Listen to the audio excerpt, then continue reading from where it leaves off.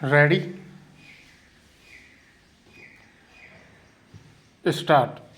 उपाध्यक्ष जी, मैं कह रहा था कि जब संसदीय शिक्षा समिति ने अपने प्रतिवेदन में स्पष्ट रूप से शिक्षा मंत्रालय को यह परामर्श दिया है कि विश्वविद्यालयों में शिक्षा का माध्यम बदलने के लिए 5 वर्ष का समय अधिक से अधिक दिया जाए और मंत्रिपरिषद ने भी अपनी बैठक में लगभग इसी प्रकार का निर्णय लिया है, तो इन दोनों महत्वपूर्ण निर्णयों के बाद मेरी समझ में बात नहीं आई कि अनिश्चित काल इस परिवर्तन के लिए केंद्रीय सरकार को देना कहाँ तक बुद्धिमत्तापूर्ण बात होगी।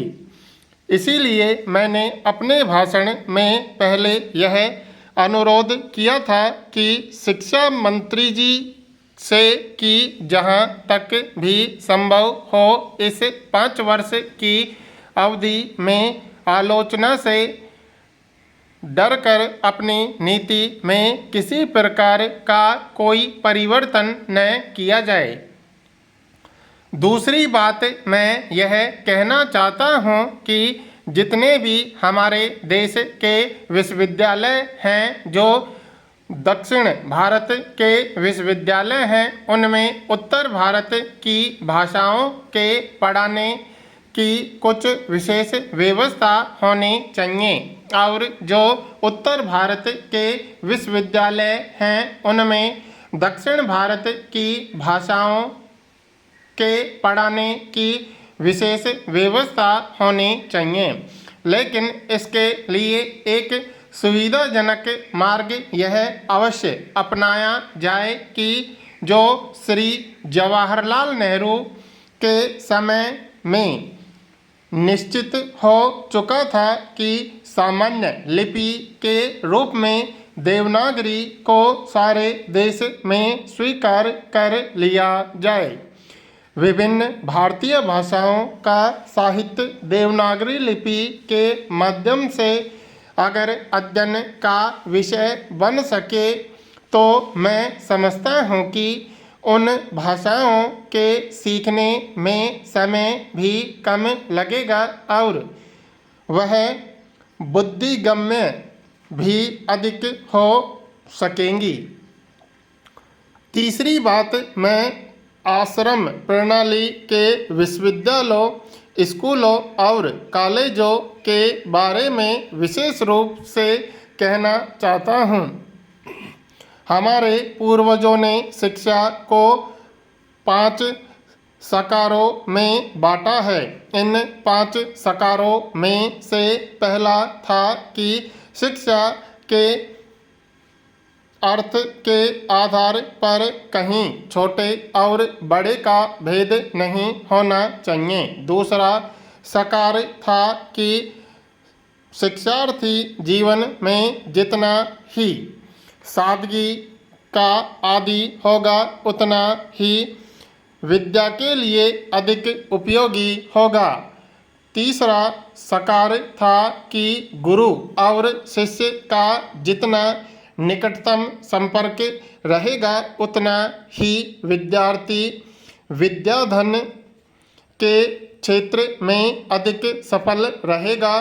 चौथा साकार था मस्तिष्क की स्वाधीनता का और पांचवा साकार था कि विद्यार्थी अपने जीवन में जितना ही संयम धारण करेगा उतना ही उसके लिए हितकर होगा।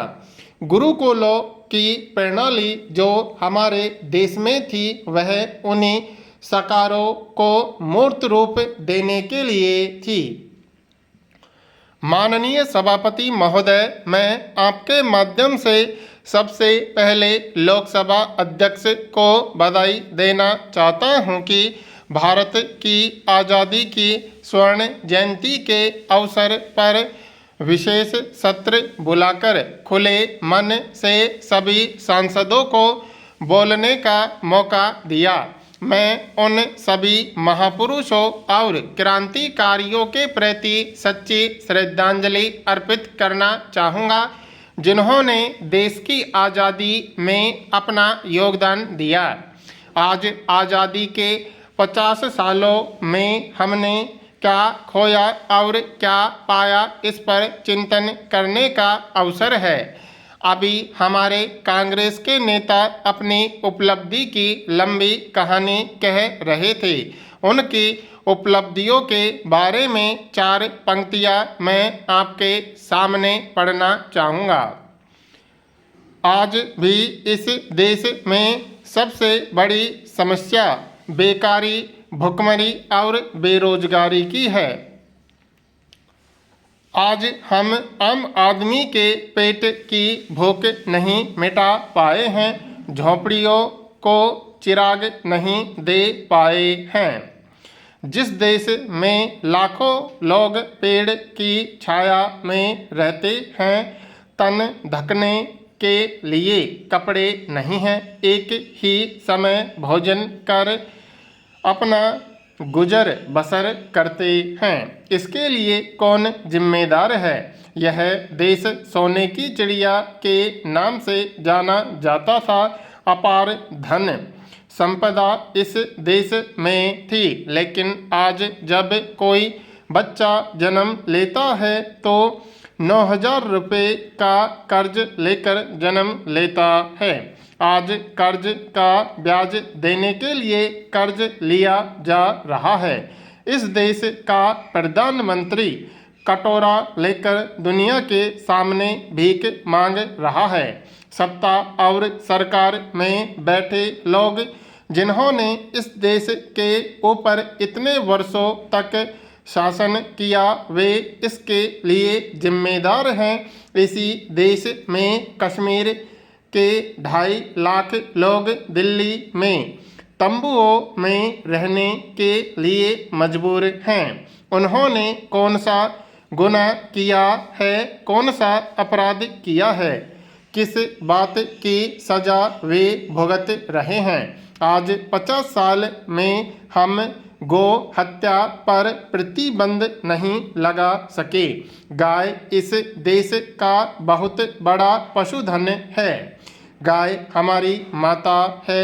देश में धर्म का नाता है और हम गाय की एक एक चीज को पवित्र मानते हैं, लेकिन आज इस देश में लाखों गायें रोज काटी जा रही हैं। हजारों कत्ल खाने इस देश में हैं। इस देश का बहुत बड़ा दुर्भाग्य है कि इस देश के किसान के साथ बहुत अन्याय हो रहा है। मैं किसान का बेटा हूँ और उनकी पीड़ा को जानता हूँ। खून पसीना एक करके किसान खेती करता है।